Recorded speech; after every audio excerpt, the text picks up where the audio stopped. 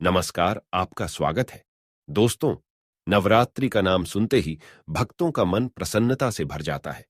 मां दुर्गा के दर्शन के लिए सभी आतुर हो जाते हैं। नवरात्रि का पर्व इतना अद्भुत होता है कि इन 9 दिनों में सभी मनुष्य माता रानी की भक्ति में डूब जाते हैं। नवरात्रि में माता रानी को प्रसन्न करने के लिए तरह तरह के उपाय किए जाते हैं। कुछ लोग माता रानी के लिए व्रत एवं उपवास रखते हैं, दान धर्म करते हैं। वहीं कुछ लोग माता रानी के लिए यज्ञ तथा हवन करते हैं।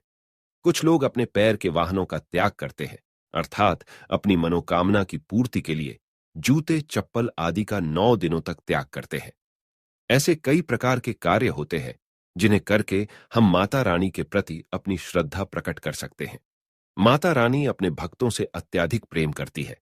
वह उन्हें कभी दुख में नहीं देख सकती। जो भी सच्चे मन से मां को पुकारता है, मां उसे कभी अनसुना नहीं करती है। नवरात्रि का पर्व शक्ति का पर्व होता है। इन 9 दिनों के दौरान आप व्रत का पालन करके मां दुर्गा से जो कुछ भी मांगते हैं, माता रानी वह सब कुछ आपको प्रदान करती है। माता के द्वार पर आने वाला कोई भी याचक खाली हाथ नहीं जाता है। बस मन में केवल माता रानी के प्रति श्रद्धा होनी चाहिए। शास्त्रों के अनुसार मनुष्य को नवरात्रि में कम से कम एक रात्रि में जागरण करना चाहिए। ऐसा करने पर मां उस पर प्रसन्न होती है और उसकी मनोकामना को पूर्ण करती है। आपको बता दे कि इस वर्ष की नवरात्रि में मां दुर्गा हाथी पर सवार होकर आ रही है। इसीलिए इस नवरात्रि का विशेष महत्व है, क्योंकि जब भी मां हाथी पर सवार होकर आती है तो माता के भक्तों के जीवन में सुख समृद्धि आती है। साथ ही उन्हें बुद्धि तथा बल की प्राप्ति होती है। साथ ही माता का हाथी पर सवार होकर आना बारिश होने का भी संकेत देता है और चारों ओर हरियाली छाने लगती है। इस वर्ष प्रकृति का सुंदर नजारा हमें देखने का सौभाग्य प्राप्त होगा। जो भी भक्त माता के लिए व्रत का पालन करता है, माता उसके अन्न धान्य के भंडार भरती है। उनके धन धान्य में वृद्धि होती है। माता का हाथी पर सवार होकर आना भक्तों के लिए बहुत ही मंगलकारी होता है। इसीलिए आप इस वर्ष की नवरात्रि में व्रत का पालन अवश्य करें। लेकिन व्रत का पालन करते समय शास्त्रों में बताए गए महत्वपूर्ण नियमों को ध्यान में अवश्य रखें, जिनके बारे में आज हम आपको बताने जा रहे हैं। सबसे महत्वपूर्ण बात यह है कि व्रत के दौरान कौन सी चीजों का सेवन करना चाहिए और कौन सी चीजों का नहीं। कई बार लोग नवरात्रि का व्रत धारण करते हैं, लेकिन कुछ चीजों को खाने से उनका व्रत खंडित हो जाता है, जिसका उन्हें कोई फल नहीं मिलता है। इसीलिए पूरी सावधानी से आपको व्रत का पालन करना चाहिए। तो चलिए जान लेते हैं, नवरात्रि के व्रत के दौरान हमें कौन सी चीजों का सेवन भूल से भी नहीं करना चाहिए। दोस्तों, व्रत रखना धार्मिक ही नहीं बल्कि वैज्ञानिक दृष्टिकोण से भी महत्वपूर्ण होता है, क्योंकि नवरात्रि में मौसम में बदलाव होना शुरू हो जाता है, जिसका असर मनुष्य की रोग प्रतिकारक प्रणाली पर भी पड़ता है। इसीलिए नवरात्रि के व्रत के दौरान कौन सी चीजें खानी चाहिए और कौन सी नहीं, इसके पीछे वैज्ञानिक आधार भी जुड़ा हुआ है।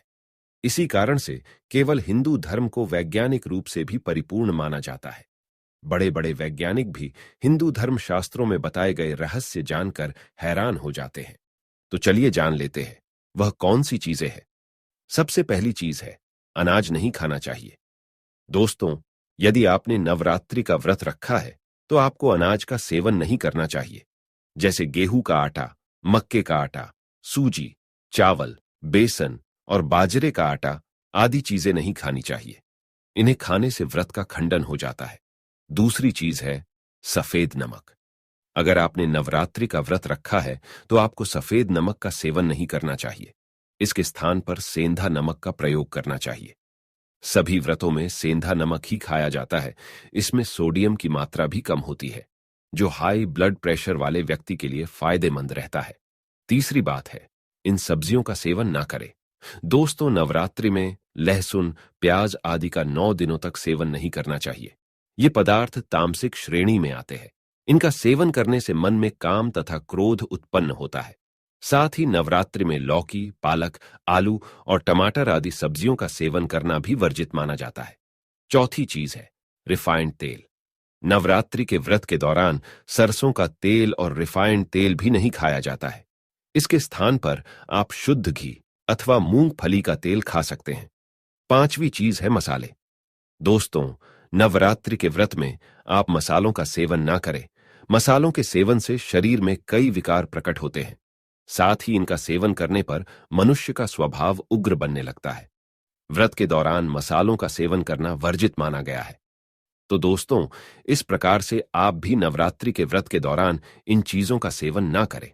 उम्मीद है आपको यह जानकारी अच्छी लगी होगी।